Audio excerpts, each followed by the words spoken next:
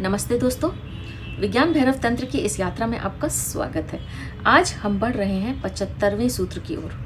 75वें सूत्र में महादेव शिव भगवान कहते हैं, जागते हुए, सोते हुए, स्वप्न देखते हुए अपने को प्रकाश समझो। आइए इस सूत्र में बताई गई विधि को समझने का प्रयास करते हैं। पहले जागरण से शुरू करेंगे। योग और तंत्र मनुष्य के मन को 3 भागों में बांटते हैं, जागृत, सुषुप्ति और स्वप्न। ये चेतना के नहीं, मन के भाग हैं। चेतना चौथी अवस्था है। चेतना को तुर्य या चतुर्थ कहा गया है। मन के 3 भागों के नाम हैं। ये तीनों बादल जैसे हैं। कोई जागता हुआ बादल है, कोई सोया हुआ बादल है और कोई स्वप्न देखता हुआ बादल है। और जिस आकाश में ये बादल घूमते हैं वह अनाम है, अनंत है, उसे मात्र तुर्य कहा गया है। जागरण की अवस्था में हम समाज के साथ होते हैं, स्वप्न की अवस्था में हम अपनी कामनाओं के साथ होते हैं और गहरी नींद में हम प्रकृति के साथ होते हैं। योग का कहना है कि इन तीनों के पार जाने पर ही हम ब्रह्म में प्रवेश कर सकते हैं। इन तीनों से गुजरना होगा, इन तीनों के पार जाना होगा, इनका अतिक्रमण करना होगा, ट्रांसेंड करना होगा। सूत्र कहता है, जागते हुए, सोते हुए, स्वप्न देखते हुए अपने को प्रकाश समझो। हमें जागरण से शुरुआत करनी होगी। हम स्वप्न में कैसे इस बात का स्मरण कर सकते हैं कि हम प्रकाश हैं? क्या हम सचेतन रूप से कोई स्वप्न निर्मित कर सकते हैं? क्या हम स्वप्न को व्यवस्था दे सकते हैं, उसमें हेरफेर कर सकते हैं? हम कितने लाचार हैं। हम अपने स्वप्न भी निर्मित नहीं कर सकते, वे भी अपने आप ही आते हैं। हम कितने असहाय हैं, है ना?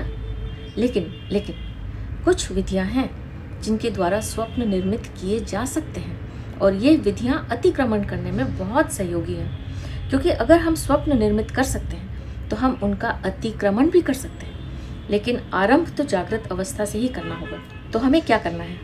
जागते समय, चलते हुए, खाते हुए या कोई भी कार्य करते हुए यह स्मरण करते रहना है, कल्पना करना है कि हम प्रकाश हैं, एक ज्योति हैं, यानी एक चलती फिरती प्रज्वल ज्योति हो ही जाना है। शुरू में किसी दूसरे को इस बात का कोई बोध नहीं होगा, लेकिन अगर हमने यह स्मरण जारी रखा तो 3 महीने में दूसरों को भी इसका बोध होने लगेगा। इतनी सुंदर विधि है ये।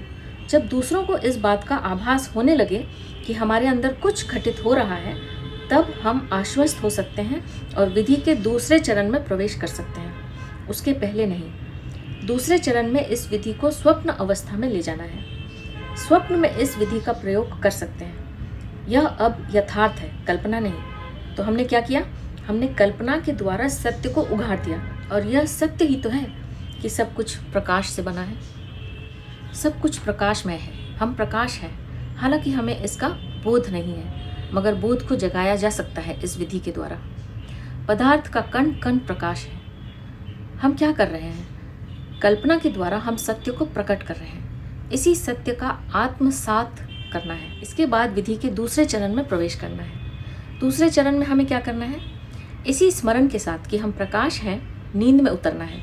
जब हम ऐसा करते हैं तो नींद में भी स्मरण जारी रहता है और जब यह भाव स्वप्न में प्रवेश कर जाए तो स्वप्न विलीन होने लगेंगे, खोने लगेंगे, सपने कम से कम होने लगेंगे और गहरी नींद की मात्रा बढ़ेगी और फिर स्वप्न विदा हो जाएंगे पूरी तरह। और जब स्वप्न विदा हो जाते हैं तभी इस भाव को सुषुप्ति में, गहन नींद में ले जाया जा सकता है, उसके पहले नहीं। अब हम द्वार पर हैं। जब सपने विदा हो जाते हैं और हम अपने को प्रज्वलित ज्योति की भांति स्मरण रखते हैं तो हम नींद के द्वार पर हैं। अब हम इस भाव के साथ नींद में प्रवेश कर सकते हैं। अगर हम नींद में भी इस भाव से प्रवेश कर गए तो हमें नींद में भी बोध बना रहेगा और अब नींद केवल हमारे शरीर में घटित होगी, हम में नहीं। कृष्ण भगवान ने गीता में यही कहा है कि योगी कभी नहीं सोते। जब दूसरे सोते हैं तब भी वे जागते हैं। शरीर सोता है, शरीर को विश्राम की आवश्यकता भी है, मगर चेतना को विश्राम की कोई आवश्यकता नहीं है, क्योंकि शरीर यंत्र है, चेतना कोई यंत्र नहीं है। शरीर जन्म लेता है, बूढ़ा होता है और फिर मर जाता है, लेकिन चेतना न कभी जन्म लेती है, न बूढ़ी होती है और न कभी मरती है। उसे कोई विश्राम नहीं चाहिए।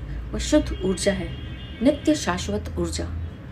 अगर हम इस ज्योति को, इस प्रकाश के बिंब को नींद के भीतर ले जा सके तो फिर हम कभी नहीं सोएंगे। सिर्फ हमारा शरीर सोएगा और हम यह जानते रहेंगे कि शरीर सो रहा है। और जैसे ही यह घटित होता है हम तुर्य हैं, चतुर्थ हैं। जागृत, स्वप्न और सुषुप्ति मन के अंश हैं और हम तुर्य हो गए हैं। तुर्य वह है जो उनमें से गुजरता है, लेकिन उसमें से कोई नहीं गुजरता। हम एक यात्रा है और ये अवस्थाएं पड़ाव हैं। तभी हम यहाँ से वहाँ जा सकते हैं, फिर वापस भी आ सकते हैं। इसी यात्रा को, इसी चतुर्थ को, इसी तुर्य को आत्मा कहते हैं, चेतना कहते हैं, भगवत्ता कहते हैं, अमृत तत्व कहते हैं, शाश्वत जीवन कहते हैं। जागते हुए, सोते हुए, स्वप्न देखते हुए अपने को प्रकाश समझना है। जागृत अवस्था से आरंभ करना है। जब दूसरों को भी इसका बोध होने लगे तभी स्वप्न में और फिर उसके बाद गहन निद्रा में प्रवेश करना है। और अंत में हम उसके प्रति जागेंगे जो हम हैं, तुर्य, प्योर कॉन्शियसनेस। तो यह था 75वां सूत्र। आप भी इस सूत्र में बताई गई विधि का प्रयोग कीजिए और देखिए कि आपको कैसा अनुभव होता है। अब मैं आपसे आज्ञा लूँगी। आपका बहुत बहुत धन्यवाद।